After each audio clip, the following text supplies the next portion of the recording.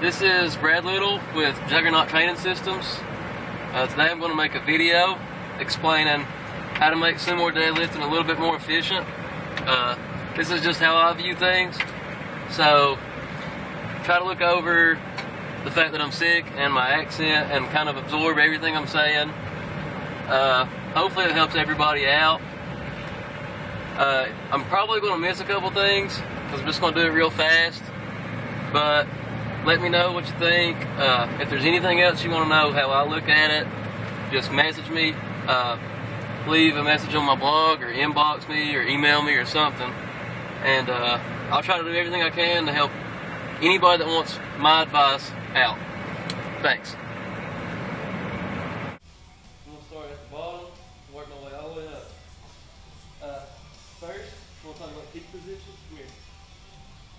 A lot of people will be about right here, but some people are all the way up here, some people go all the way wide. The thing is, you're going to get more torque off the ground like this, and you're going to be faster like this at the bottom. But the wider your feet get, the more unstable you're going to be at the top. You'll be wobbling back and forth really bad. If you can do it and stay stable at top, perfect. I can't do it. When my feet get out wide, I get up top, I can't walk the bar out, can't hold it. So I go about right in here. That's preference.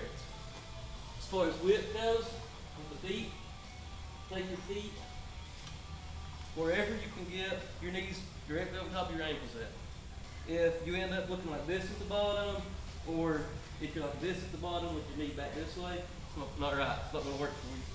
Get as much torque at the bottom as possible. Get your knee directly over your ankle at the bottom, just like this. If you can't get it, then get more flexible. Okay. After you get that perfect, then come over here. Always start with the bar as close as possible. The closer the bar is to your body, easier it's going to come. When it's out away from it, you're creating a less efficient deadlift because the bar is moving more. It's easier to pull something from here than it is out here. So the closer it is to you, the better. That's where flexibility comes into play again. If you have to start like this, it's going to be a whole lot harder than if you started here. Okay, we got that out of the way. So, let's say you're ready to break it off the ground. You got different ways to break it off the ground. If you have more trouble at the bottom, then you're going to want to start with your hips high, like this, like I would. If you have more trouble at the lockout and you're fast at the ground, you want to sink your ass more and get your upper body into more of a locked out position. So you're going to be more like Justin Grouse, like this. That way, when you get up top, like that, if you can kill it off the ground and you're struggling up top, you're already in a position to have the bar locked out, even at the bottom. When I pull, I'm a little slower at the bottom, but I can lock anything out at the top. So I'll start. I'm going to open my hips up just as much as him, but I'm going to allow my back to be a little bit more bent over with more of an angle with my hips higher. Higher hips is going to cause you to have more torque at the bottom. Just because your hips higher, don't mean you need to let the bar get out here. Keep it close the whole time. You need to let it touch all the way up. So I'm going to pull about like this. That's about where I start.